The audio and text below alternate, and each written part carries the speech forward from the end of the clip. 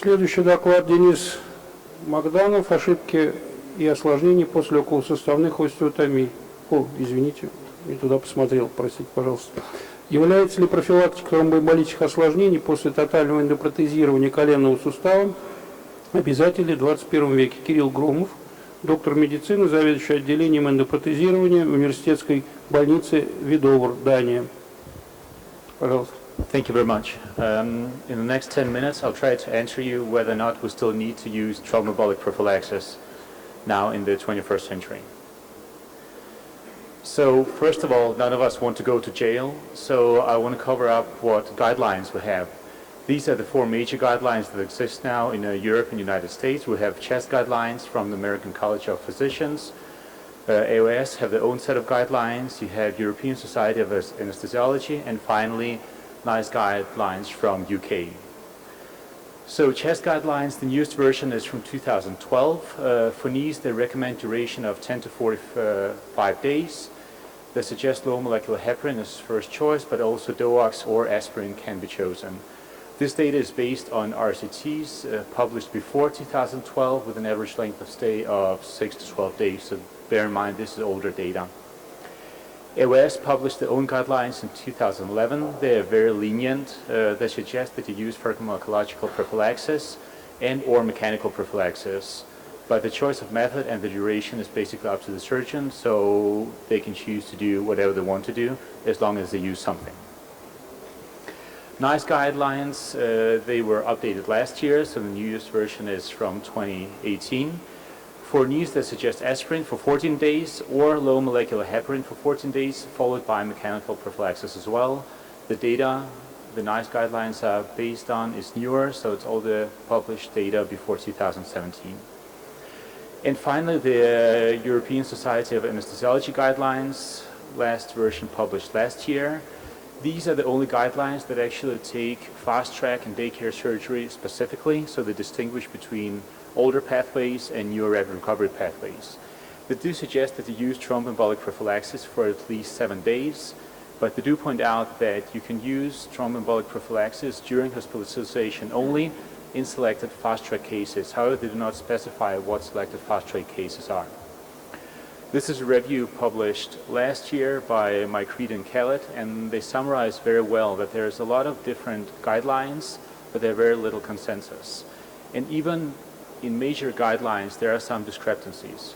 So for the future, we do need to continue evaluation of strategies for VT prevention, and we do need to identify high-risk patients. And also probably we still need to focus on the fast-track approach, because the approach does differ in regards to recommendation.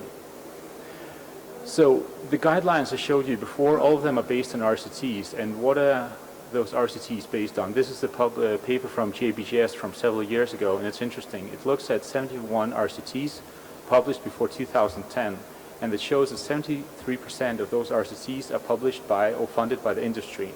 And there is a significant association between a funding source and a qualitative conclusion. And only 4% of the studies that are supported by the industry have unfavorable conclusions. So basically, if you're being supported by a producer of thromboembolic prophylaxis agent, the chances are that you will report a positive results, they're high. So this is basically what we rely on. Mobilization is probably the key to prevent thromboembolic complications. These are just some of the studies that show that mobilization significantly does reduce risk of thromboembolic complications. A study from New Zealand found that bed rest on postoperative day 1 compared to mobilization would increase the risk of DVT.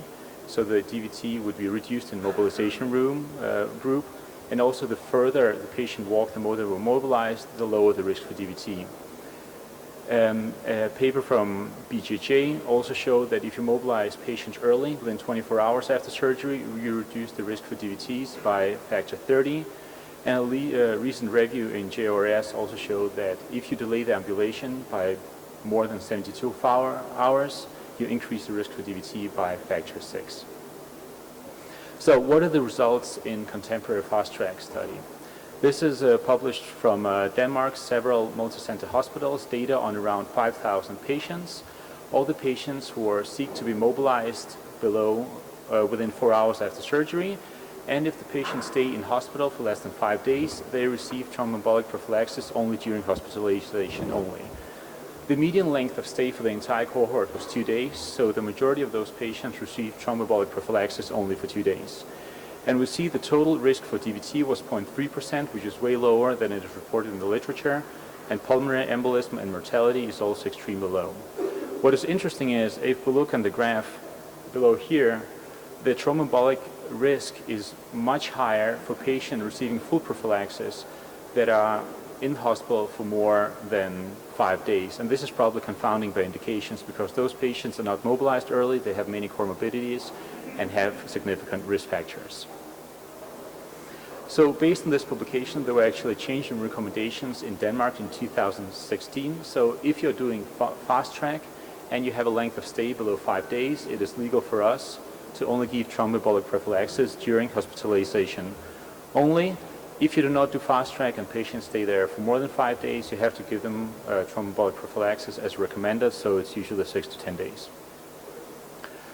This is a latest updated result from the same cohort of patients published last year, this time close to 18,000 procedures, median length of stay 2 days, and 95% of this cohort was discharged within 5 days. And once again, very low risk for DVT incidents and pulmonary embolism incidents.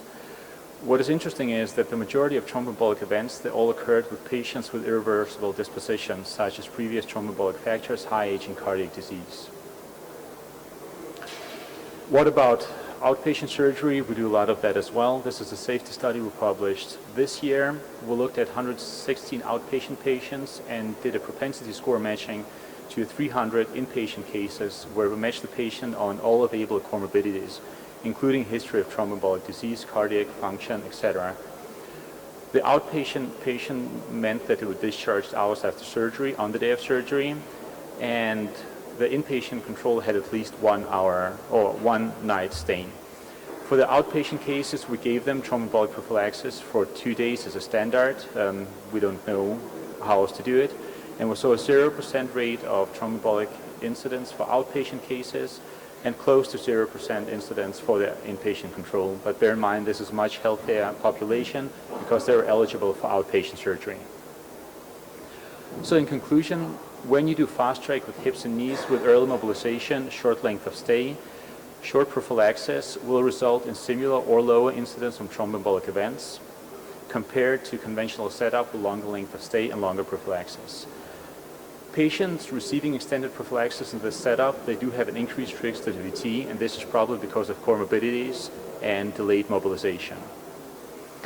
So I wanted to answer whether or not DVT prophylaxis is still mandatory in the 21st century. I don't know, but I can tell you that long-term DVT prophylaxis is not if you do fast track. Probably we can do without prophylaxis in some patients, but unfortunately we don't have any data on it, and preoperative risk stratification and adjustment of those patients is the key. Thank you. Thank you very much. Join us, please.